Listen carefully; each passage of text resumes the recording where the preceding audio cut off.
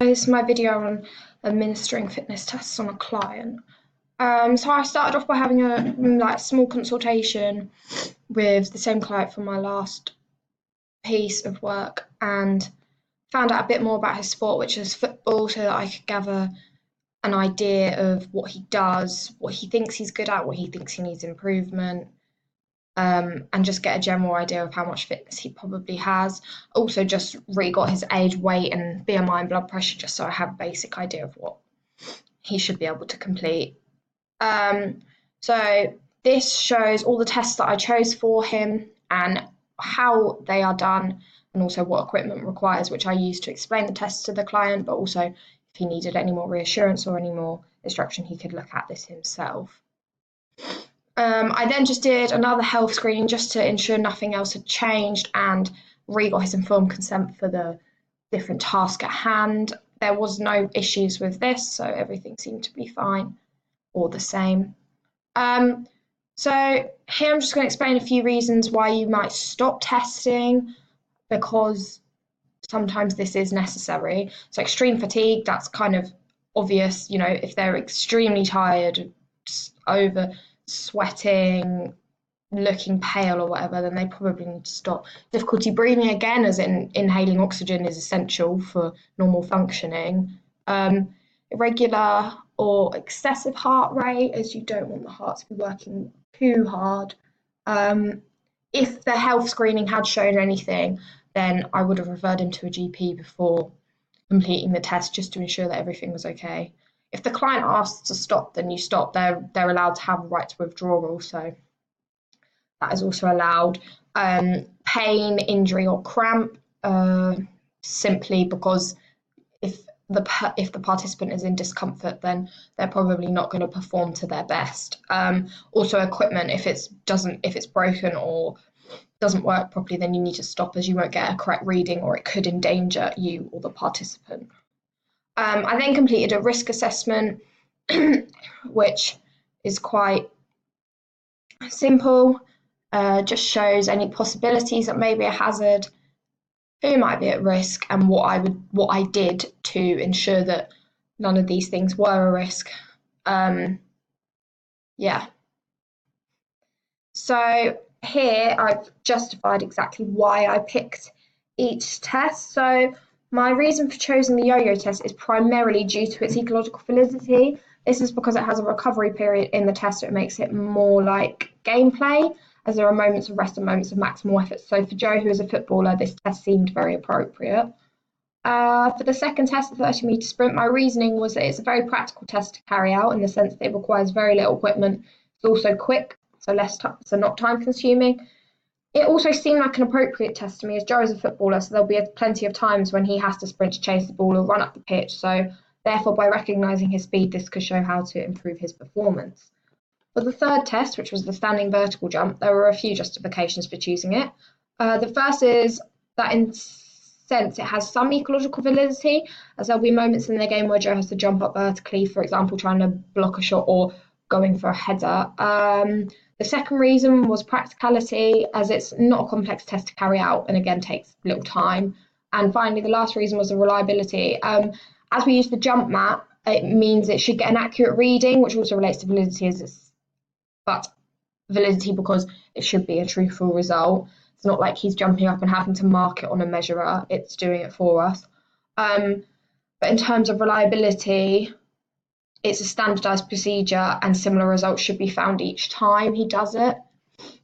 So for the next test, the reason I chose the Illinois agility test is due to the fact that it suited the client in terms of what it was testing, and because of this, it has some ecological validity as well, as there will be moments within a football match where he may have to dribble the ball quickly, turn around and weave for other players, which is effectively what this test requires. In terms of practicality, it's simple and easy to carry out. It requires little equipment and again takes very little time once you actually do it. So I chose the sit and reach test as it's a fairly valid measure for my client, as it measures the lower back and hamstring flexibility by pushing something up the measuring line, which should show a valid measure of the object, of where the object will be left, meaning they don't have to hold the position so it doesn't change, and you don't have to try and guess where it was as it's marked. It's also easy and standardised procedure as there are clear steps to follow, so the reliability should be high. I also felt it was a suitable test as the area of flexibility it measures is very relevant to my client being a footballer, as having good hamstring flexibility can help to strike and pass the ball more effectively.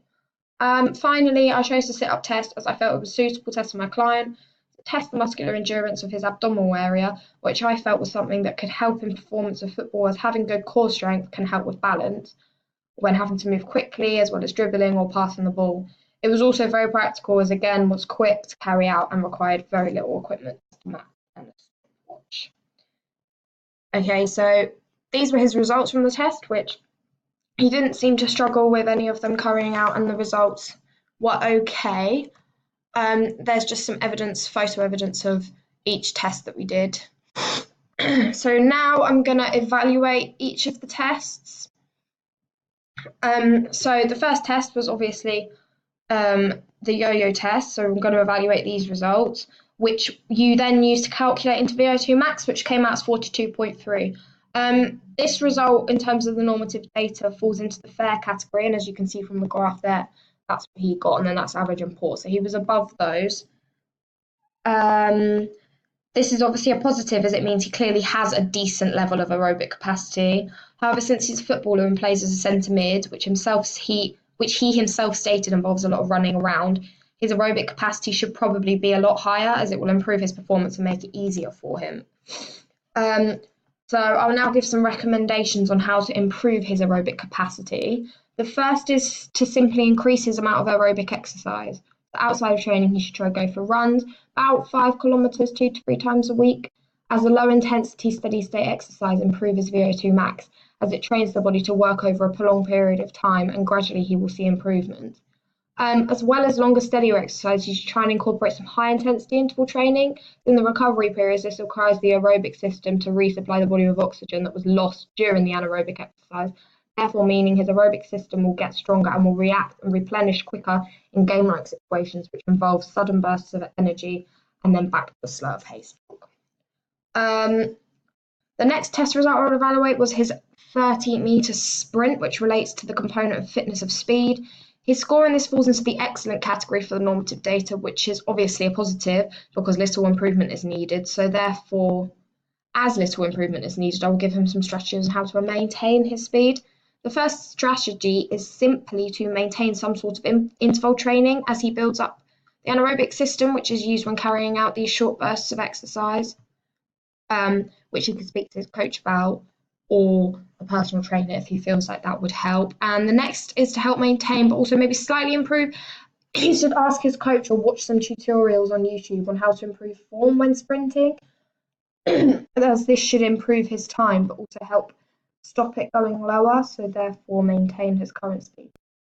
So the third test I will evaluate is the standing vertical jump. So the strength with this was that it fell into the average category, which is a positive because it means he has some level of power. However, it does need improving, as it will help him with some elements of gameplay, such as sprinting off to receive the ball or jumping for a header. So one way of improving this is to incorporate some squat jumps into his training somewhere.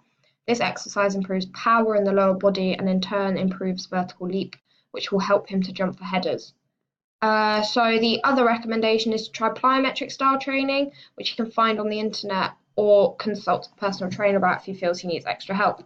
Squat jumps are a type of plyometric training, but are an easier exercise, which is why they're a separate recommendation, as he can complete these easily at home. But other plyometric exercises will give him a very great benefit, but they may require more specific equipment that he needs to find from a professional.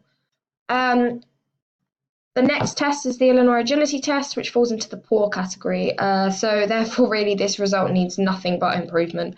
The only counterpoint I have to this is that it's a slightly odd test to complete, and it being his first time doing it, it may have been an unusual task and may improve if he repeated it again.